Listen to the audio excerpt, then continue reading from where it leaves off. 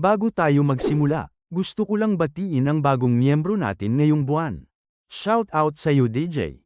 Maraming salamat sa pagsali sa membership natin at sa patuloy niyong pagsuporta.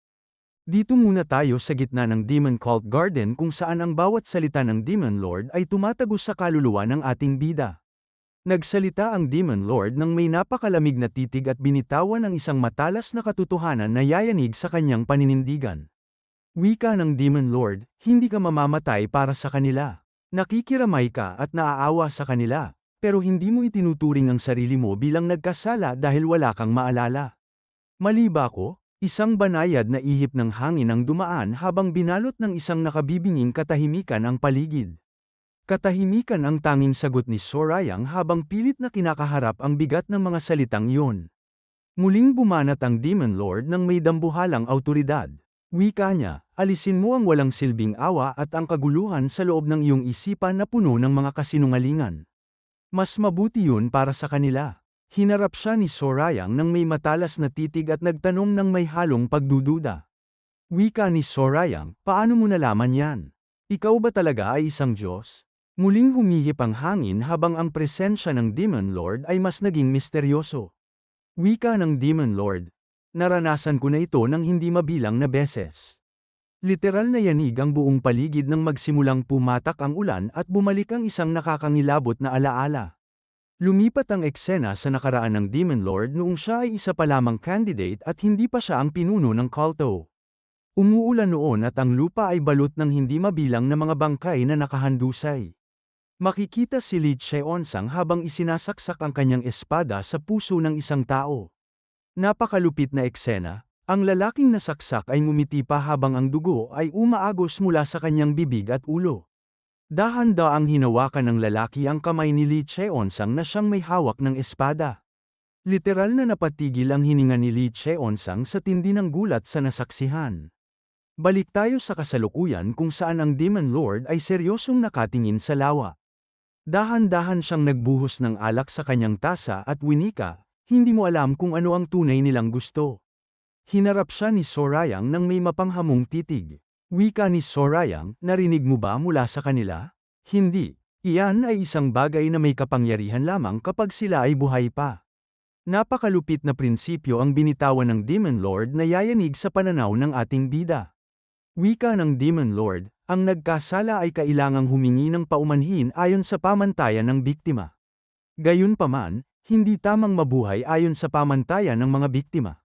Ang paggawa nito ay magpapatunay na wala kang sariling pagkatao. Bumanat ang ating bida nang may pangangamba para sa sasabihin ng publiko.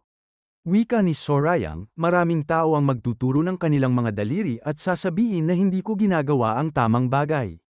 Napakabangis. Mukhang ang tapatang ito sa pagitan ng magguro ay nagbubukas ng mga sugat na mas malalim pa sa anumang hiwa ng espada. Hinarap ng Demon Lord ang ating bida nang may napakalamig na titig habang dahan-daang binitawan ang kanyang babala. Wika ng Demon Lord, lalo ka lang magdurusa kung wala kang sariling itinakdang mga pamantayan. Bumanat ang ating bida na si Sorayang nang may napakakalmadong tono pero bakas ang seryosong katotohanan sa kanyang boses. Wika ni Sorayang, hindi ako nakakatanggap ng legal na parusa para sa mga kakilakilabot na gawang iyon dahil ako ay iyong disipulo. Oo, totoo yan, tipid na sagot ng Demon Lord habang ang ihip ng hangin ay tila nagdadala ng dambuhalang tensyon sa paligid. Napakalupit na katanungan ang isinunod ni Sorayang habang sinusuri ang bawat galaw ng kanyang master. Wika ng ating bida, kung ganoon, hindi ba mahalaga kung sirain ko ang divine cult sa anumang paraan na gusto ko? Dito na sumabog ang dambuhalang pananaw ng pinakamataas na pinuno. Wika ng Demon Lord, yan din ay iyong pagpipilian. Siyempre, pipigilan kita kung bago ka pa maging pinuno. Kaya ang mahalaga pala ay ako, hirit ni Sorayang habang naniningkit ang kanyang mga mata sa tindi ng realisasyon. Yanig ang buong garden sa tindi ng paliwanag na ibinigay ng Demon Lord. Wika niya, oo, ang lahat ay nakadepende sa kung kaya mong harapin ang mga kahihinatnan ng mga desisyong gagawin mo base sa iyong sariling mga pamantayan. Muntik mo nang mawala ang iyong buhay dahil sa mga ginawa mo noon. Hindi na ito bago sa Miriam. Ang taong naghihiganti at ang taong pinaghihigantihan ay parehong nabubuhay ayon sa sarili nilang mga pamantayan sa huli. Hinarap niya ang bida ng may matalas na titig at nagtanong, hayaan mong tanungin kita. Mayroon ka bang kakayahan na tunay na makaramdam ng sakit para sa kanila? Wala, maikling sagot ni Sorayang nang walang anumang pag-aalinlangan. Muling humirit ang Demon Lord, mayroon ka bang kakayahan na itapon ang iyong buhay? Wala, matikas na tugon ng ating bida habang nananatiling hindi matitinag ang kanyang presensya. Kung ganoon, ano ang gagawin mo para sa kanila? Usisa ng Demon Lord, napaka-solid na determinasyon. Literal na ikinuyom ni Sorayang ang kanyang kamao habang binalot siya ng matinding pagninilay. Wika ng ating bida, pag-iisipan ko ito. Nanatiling tahimik ang Demon Lord habang ang nakabibinging katahimikan ay namayani sa paligid. Pagkalipas ng ilang sandali, muling bumanat ang Master, akala ko ay alam mo na ang sagot dyan. Ipinapakita mo ang iyong edad pagdating sa mga kakaibang bagay. Kung wala kang mga pamantayan, kailangan mo lang silang itakda. Iyon lang, napakabangis. Literal na napaisip si Sorayang sa tindi ng mga sinabi ng kanyang master ngayong araw. Wika ni Sorayang, napakarami mong sinasabi ngayong araw. Hinarap ng Demon Lord ang ating bida nang may napakalamig na titig at binitawan ang mga salitang tumatagos sa puso. Wika ng Demon Lord, ayaw kong makita kung gaano ka naging hangal sa iyong mga kinikilos. Hindi kita pwedeng sipain paalis, kaya ang tanging magagawa ko lang ay tulungan kang umunawa. Salamat, tipid na sagot ni Sorayang habang nananatiling kalmado ang kanyang presensya. Dahan-daang tumayo ang Demon Lord at binitawan ang isang ultimatum na magtatakda ng kapalaran ng ating bida. Wika ng Demon Lord, sumama ka sa akin. Susubukan kita sa huling pagkakataon para makita kung gagawin ba kitang successor ko o hindi. Literal na napatigil ang hininga ni Sorayang sa tindi ng narinig. Tanong ng ating bida. Isang test. Bumanat ang master ng may dambuhalang awtoridad habang naghahanda para sa isang tapatang walang katulad. Wika ng Demon Lord, isang duel. Wala nang susunod na duel kung hindi ka papasa sa test na ito. Kung makakapasa ka, ituturo ko sa iyo ang lahat bilang isang cult leader na nagtuturo sa kanyang successor. Sa ngayon ay hindi maganda ang iyong lagay dahil sa iyong bulok na mentalidad. Kung hindi mo kayang patunayan kung gaano nakatalim ang iyong talim, hinding-hindi ka magiging successor ko. Samantala, sa loob ng Heavenly Demon Divine Cult, ang bawat sulok ay binalot ng matinding kuryusidad at kaba. Seryosong nakatingin sa malayo ang Penal Lohol Master na si Gogu habang pinapakiramdaman ang tindi ng enerhiya mula sa Demon God Palace. Nakaupo ang General Strategist na si Ho Yosong at nagtanong ng may pag-aalinlangan. Wika ni Ho Yosong, ano yun? Naglalaban ba ang Demon Lord at ang Third Young Lord? Mukhang ganoon na nga, maikling sagot ni Gogu habang nananatiling hindi natitinag ang kanyang paningin. Yanig ang buong lugar. Ang invisible shield na nakapalibot sa palasyo ay literal na nanginginig at tila mawawasak sa tindi ng dambuhalang impact ng kanilang labanan. Napakalupit na presensya. Wika ni Ho Yosong, kamangha-mangha. Nabalitaan ko na ang array na nakalagay sa paligid ng Demon God Palace ay dapat na sumisipsip sa karamihan ng shock. Bumanat si Gogu nang may matinding paghanga sa nararamdamang sining ng pakikipaglaban. Wika ni Gogu, nakarating na ang Demon Lord sa isang realm na walang sinuman ang may lakas ng loob na kayang abutin. Ang Third Young Lord naman ay nasa Ultimate Demon Realm, kaya may saysay na ang kanilang laban ay magdulot ng ganitong kaguluhan. Napakarami mong alam tungkol sa kanya. Nanatiling tahimik si Gogu habang binalot sila ng isang nakabibinging katahimikan. Dali-daling humingi ng paumanhin si Ho Yosong nang maramdaman ang bigat ng aura ni Gogu. Wika ni Ho Yosong, pasensya na. Hindi ko sinasadyang may ipahiwatig na kahit ano. Napakabangis. Mukhang ang entablado ay handa na para sa isang tapatan na magpapasya kung sino ang susunod na maghahari sa buong Divine Cult. Alam ko, tipid na sagot ni Gogu habang nananatiling kalmado ang kanyang presensya. Literal na nagulat si Ho Yosong sa narinig. Katahimikan ang tanging naisagot niya habang dahan-daang tumatayo. Wika ni Ho Yosong, hayaan na muna. Tapos na ang trabaho ko para sa araw na ito. Mas gusto ko pang uminom na lang. Sasamahan mo ba ako? At doon na nga nagsimulang uminom ang dalawa sa gitna ng papalubog na araw. Bumanat si Ho Yosong habang pinagmamasdan ang kanyang kasama, nagulat ako. Bakit? Tanong ni Gogu nang hindi nagbabago ang ekspresyon. Wika ni Hoyosong, akala ko kasi ang sasabihin mo ay hindi ako umiinom sa oras ng trabaho. Uminom ka mag-isa, sabi ni Hoyosong sa kanyang isip habang tinitingnan ng matikas na si Gogo. Ngumiti ka naman, kahit konti lang. Ngunit nanatiling napakaseryoso ng mukha ni Gogo. Pagkalipas ng ilang sandali, binitawan ni Hoyosong ang isang tanong na yayanig sa katahimikan ng kanilang pag-inom. Wika ni Hoyosong, kamusta yun? Maikling tugon ni Gogo nang may pagtataka, ang ano? Nagpatuloy si Hoyosong, nung nilapitan ka ni Shinwi dala ang kanyang alok. Natukso ka bang sumapi sa kanila? Lumipat ang eksena sa isang mabilis na alaala ng nakaraan. Hinarap ni Shinwi si Gogo at binitawan ang nakatutuksong tanong, hindi mo ba gusto ng kapangyarihan? Balik sa kasalukuyan, walang kakurap-kurap na sumagot si Gogo, oo. Yanig ang buong pagkatao ni Hoyosong sa tindi ng revelasyong ito. Tanong ni Hoyosong nang may dambuhalang gulat, kamangha-mangha. Aaminin mo talaga yun? Hinarap siya ni Gogo nang may napakakalmadong paninindigan at winika, sa tingin ko ay pinakamabuting sumagot ng tapat kung nagpasya kang sumagot sa isang tanong.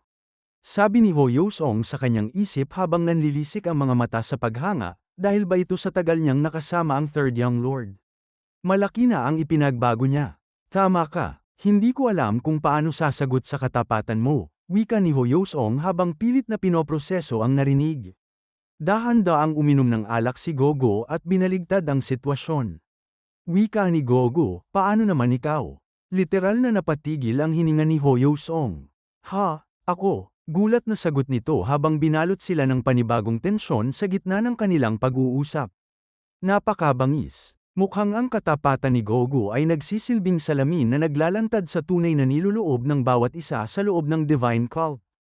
Hinarap ni Gogo ang kanyang kasama nang may matalas na titig. Wika ni Gogo, sinusuri mo ako at sinusubukang hatulan kung isa ba akong banta. Ano sa tingin mo? Literal na inilapag ni Hoyosong ang kanyang walang laman na tasa sa ibabaw ng mesa. Tumawa ng bahagya si Hoyosong at winika, haha, nahalata mo pala, nahihiya ako, mas mabuting sumagot ako ng tapat dahil ganoon din ang ginawa mo. Talagang ninais kong uminom kasama mo, hindi dahil gusto kong silipin ang iyong mga iniisip. At, mukhang ayos ka naman. Ikaw ay isa pa ring ambisyosong tao, pero ang ambisyon na iyon ay mga labi na lang ng nakaraan. Nanatiling tahimik si Gogo habang binalot sila ng isang nakabibinging katahimikan. Muling nagbuhos ng alak si Hoyosong sa tasa ni Gogo habang ipinagpapatuloy ang kanilang usapan. Wika ni Hoyosong, gayunpaman, nasaan si Guanpyong? Sumagot si Gogo nang may seryosong mukha, nasa special chamber ng cellar ng Penal Law Hall. Special chamber. Nabalitaan ko na yan at kung gaano yun kalaki, banat ni Hoyosong habang sinusuri ang bawat detalye. Ipinapaliwanag ni Gogo ang tindi ng naturang pasilidad, mayroon itong personal training chamber, isang restaurant, pati na rin mga sleeping room. Ito ang perpektong lugar para sa training sa gitna ng isolation. Diyan din nagsanay ang mga dating hallmaster. Nagsasanay ba siya roon? Usisa ni Hoyosong. Dito na binitawan ni Gogo ang isang malalim na revelasyon tungkol sa sakripisyo ni Guanpyong. Wika niya, pagsasanay. Sa isang banda, marahil.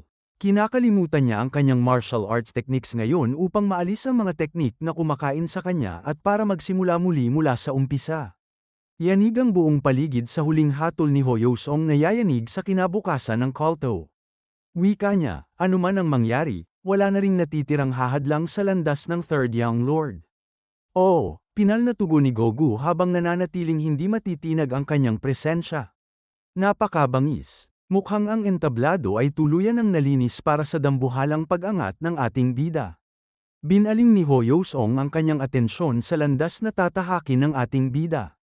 Wika ni Hoyosong, maaaring maging medyo nakakaabala ang mga opinyon ng mga demonic martial artists, pero sigurado akong kaya niyang asikasuhin yan.